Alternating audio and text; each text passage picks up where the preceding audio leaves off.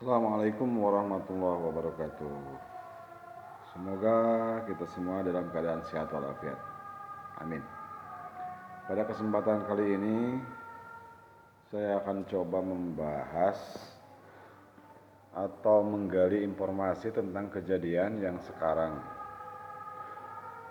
yang terasa selama ada pandemi. Kalau dulu-dulu oke, itu sudah ada kita rasakan, tapi belum begitu terasa. Setelah ada pandemi seperti ini, barulah kita terasa bahwa kehadiran engine itu, kehadiran mesin pencari itu sangat dirasakan. Oleh karena itu, saya mau membahas paradigma atau perubahan pola mengajar, kegiatan belajar mengajar di pendidikan. Yang kita ketahui, kalau misalkan dulu kita mau mencari informasi dengan cara mengumpulkan orang, dengan cara cari informasi, lihat berita di internet, pergi ke perpustakaan. Kalau sekarang cuma ketik apa yang kita cari, search engine. Di situ ada berbagai informasi dari penjuru dunia. Tinggal ketik, lalu kita butuhnya apa, lalu ada di sana. Kita mau lihat video, masuk ke YouTube. Kita mau lihat dari bacaan, masuk ke search engine. Kita masuk ke ilmiah, masuk ke jurnal. Sekarang itu sangat mudah didapat. Apa yang kita inginkan, informasi itu sangat mudah, sambil tidur, sambil makan, sambil nyantai, sambil ngobrol sama teman bisa diperoleh. Nah, untuk anak sekolah gampang sekali. Kalau dulu kita hanya menunggu informasi dari guru. Guru itu sebagai transferter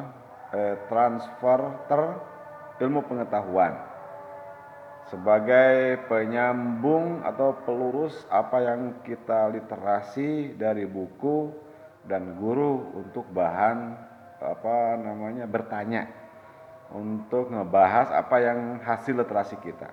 Kalau sekarang begitu ada ini loh bahasanya, langsung buka di search engine yaitu Google apa yang dibahas, lalu muncullah di sana. Tinggal kita bahas, tinggal kita pelajari.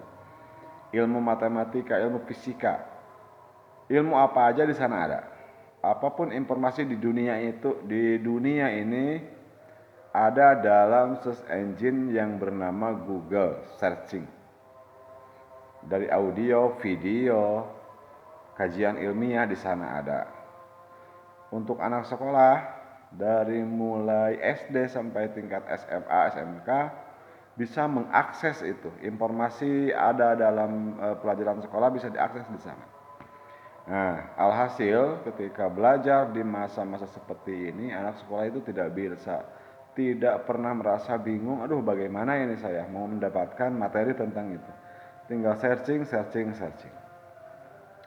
Nah, lalu kalau sudah begitu, apa fungsi sekolah? Nah, fungsi sekolah, kenapa masih ada sekolah? Kan informasi sudah gampang di Google. Tinggal cari apapun yang kita cari, di sana ada, dapat. Fungsi sekolah yaitu tidak nyengsar atau tidak keluar rel dari tujuan pendidikan nasional Indonesia. Salah satu yang digembor-gembornya yaitu membentuk karakter yang bagus. Bagaimana membentuk karakter yang bagus? Kita bisa bayangkan ketika seseorang mencari informasi yang tanpa ada yang bimbing, lalu dipakailah informasi itu, belum tentu lurus, belum tentu sesuai apa yang dikehendaki, belum tentu sesuai dengan keadaan. Untuk itu, berangkatlah ke sekolah. Di sekolah ada guru sebagai pembimbing. Komunikasikan dengan guru, lalu luruslah permasalahan itu. Nah, banyak fungsi-fungsi sekolah sebagai karakter. Jadi intinya sekolah itu untuk meluruskan, untuk membentuk karakter seorang siswa. Semua masyarakat yang masuk ke sekolah terbentuk. Kenapa seperti itu? Karena di sekolah itu ada beberapa perangkat. Warga sekolah yang masuk ke sekolah, guru dan siswa harus mengikuti seperangkat aturan yang ada di sekolah. Dan ketika mengikuti perangkat aturan itu, dalam waktu 1 tahun, menurut penelitian itu akan menjadi karakter.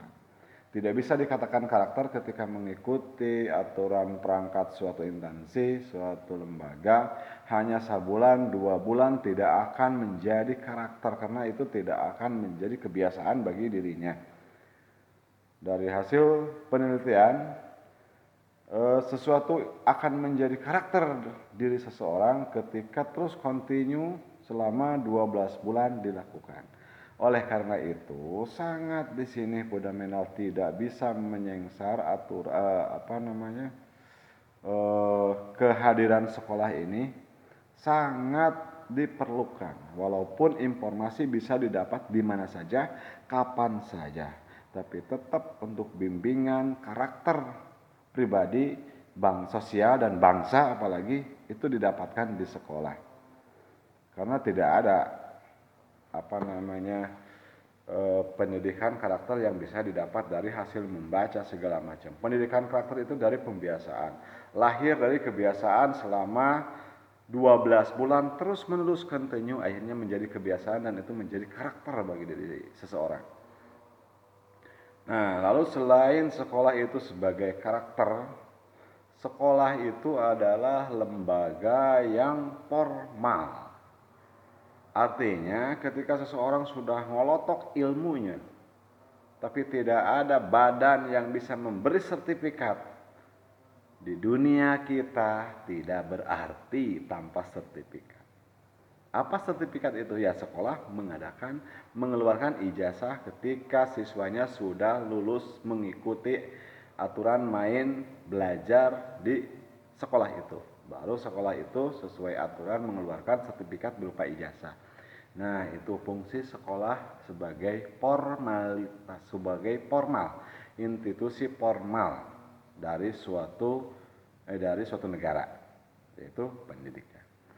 Yang selanjutnya, fungsi sekolah itu adalah untuk menseragamkan suatu karakter. Kita tahu di bangsa kita, di Indonesia, bangsa ketimur-timuran, walaupun Bhinneka Tunggal Ika, bermacam-macam suku, bermacam-macam ras dan agama, tapi tetap kita satu Bhinneka Tunggal Ika. Satu tujuan, bagaimana menyamakan prinsip itu, menyamakan dasar-dasar filosofi hidup itu dengan pendidikan di sekolah. Percuma kita bisa harusnya hasil nyari dari Google. Hasil nyari informasi dari semua mesin pencarian, kita cari serap ilmunya di sana. Tapi tidak diseragamkan, itu tidak akan laku.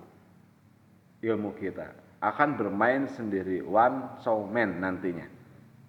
Nah, oleh karena itu fungsi sekolah sampai kapanpun, sampai kita bisa ngapung hasil ilmu dari Google, tetap fungsi sekolah itu masih ada, masih tetap. Karena di sana ada karakter yang harus dipraktekkan. Tidak bisa hasil baca, tidak bisa hasil renungan, tidak bisa hasil mendengarkan.